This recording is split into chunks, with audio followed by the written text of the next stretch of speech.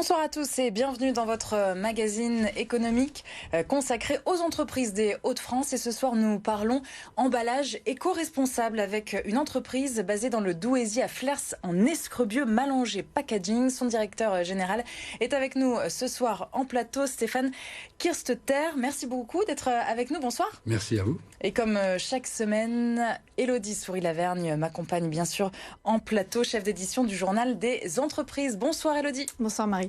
On commence tout de suite par une carte d'identité de l'entreprise Mallanger Packaging.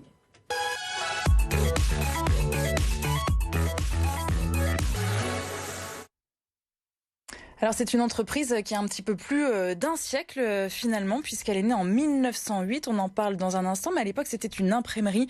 Vous l'avez rachetée en 98, monsieur Kirsteter.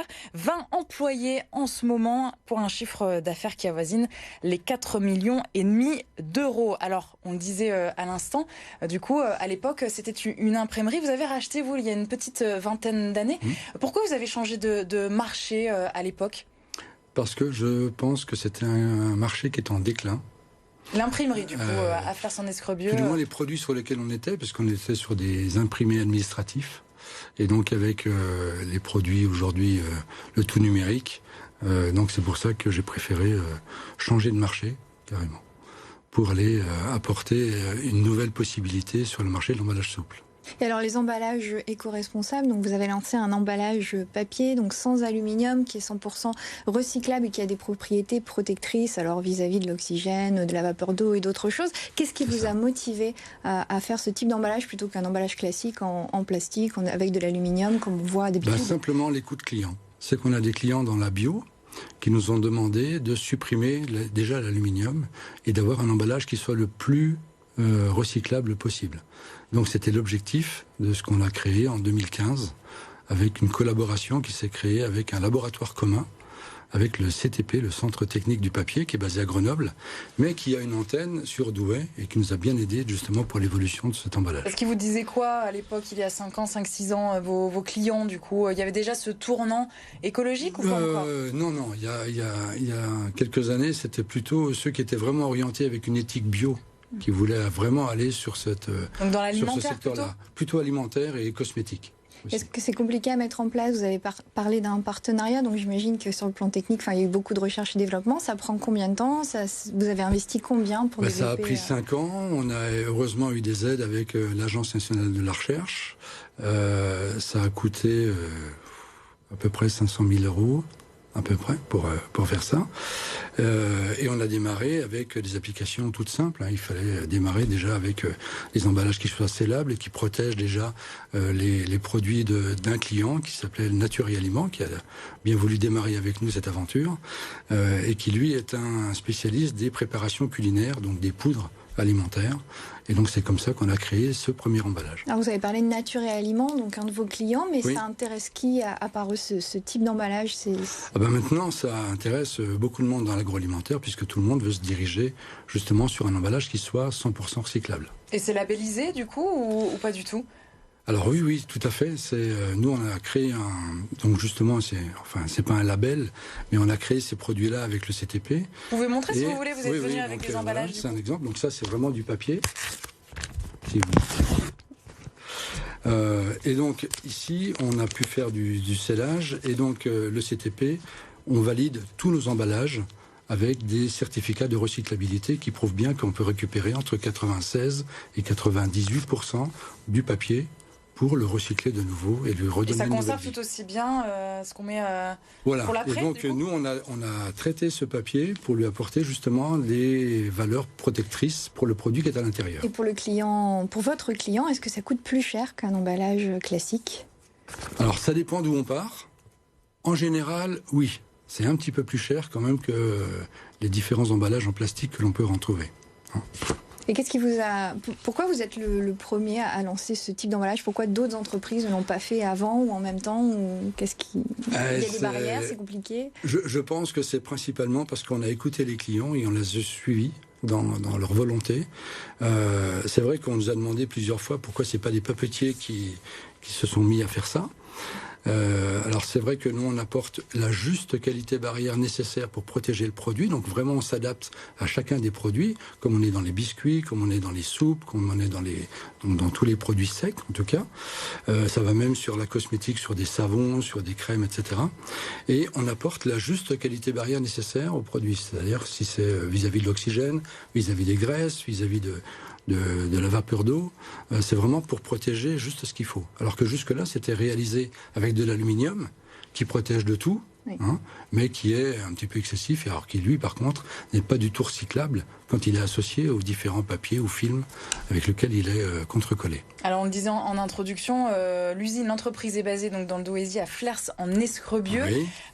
Du coup, est-ce qu'il y a une expansion prévue sur le site? Comment vit l'usine en ce moment chez nous dans les Hauts-de-France? Alors, elle vit avec une expansion effectivement au niveau de son marché.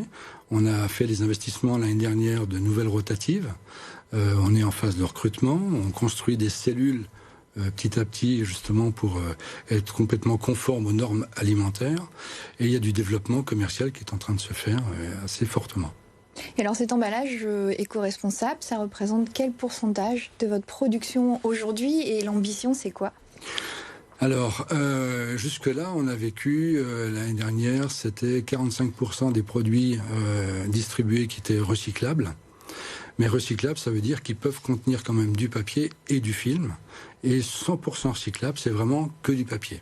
Notre objectif, c'est d'atteindre, pour 2023, 65% de nos productions qui soient en 100% recyclables et les 35% qui soient recyclables. Et donc, on aura éliminé tout ce qui est multimatériaux dans nos emballages. Donc vous allez augmenter les proportions. Est-ce que la crise sanitaire actuelle et aussi la crise écologique qu'on traverse également sont favorables à ce produit? Oui, ça fait un phénomène accélérateur très important.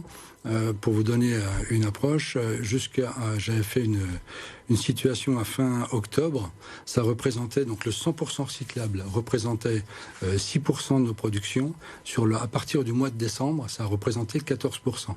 Et on sent que l'accélération est vraiment exponentielle. Alors on a parlé du plastique et de l'aluminium que vous avez remplacé par le papier. Il y a aussi souvent le sujet des encres qui est abordé sur les emballages, qui peuvent être polluantes. Est-ce que vous travaillez, vous, là-dessus? Alors on est sur des encres qui sont spécifiques pour le contact alimentaire. Et effectivement, on participe à un projet européen pour des encres végétales, mais qui soient aussi aptes au contact alimentaire. D'accord. Et alors, vous avez été le premier en Europe à lancer cet emballage éco-responsable. Oui. Est-ce que ça vous a permis d'accélérer vos exportations? Oui, tout à fait, puisqu'on on a fait les premières exportations, grandes exportations, d'ailleurs sur le mois de décembre, ce qu'on a livré aux États-Unis pour une multinationale. Donc pas seulement en Europe, maintenant, c'est les États-Unis aussi. Mais on va, puisqu'on a un service quand même qui est associé quand même à nos différents emballages, donc on va rester quand même sur une échelle européenne, c'est l'objectif. Vous parliez de ce bond au mois de décembre, là on est passé jusqu'à 14%, c'est ce que vous disiez à l'instant. Est-ce que selon vous en 2021 on va rester sur la même lancée? C'est bon signe du coup? Oui. Comment on l'explique ça? C'est vraiment, on a énormément de demandes de nos clients et on est obligé de justement... on ne va pas dire sélectionner, mais on reste vraiment sur des produits secs. Et il y a une demande qui est extrêmement forte. En termes de chiffre d'affaires, ça vous permet de faire une croissance assez significative, ce genre de produit Oui, l'objectif initial, c'est de faire quand même 9 millions à l'horizon 2023. Donc quasiment x2. C'est ça. 2023. Et voilà. Est-ce que ça répond du coup à une prise de conscience de la société en règle générale? Votre activité finalement, c'est un peu une illustration, un exemple de ce qui se passe aujourd'hui? Oui. Je pense que justement poussé par le consommateur, ça nous aide vraiment à générer ces produits qui soient vraiment avec une certaine éthique, qui soient vraiment dans l'économie circulaire, qui respectent parfaitement la loi AGEC et qui aillent vraiment dans le sens de la recyclabilité, vraiment dans un souci environnemental qui est vraiment accru. Vous parlez de recrutement, on peut terminer peut-être là-dessus. Quel métier, là, à Flers-en-Escrebieux, quel profil vous cherchez? En production, donc des techniciens en production et aussi au niveau commercial. Très bien. Merci beaucoup, Stéphane Kirsteter. Je me concentre pour dire votre nom de m'allonger packaging, d'avoir été avec nous ce soir. Et je vous propose de continuer tout de suite avec l'actualité du Journal des entreprises.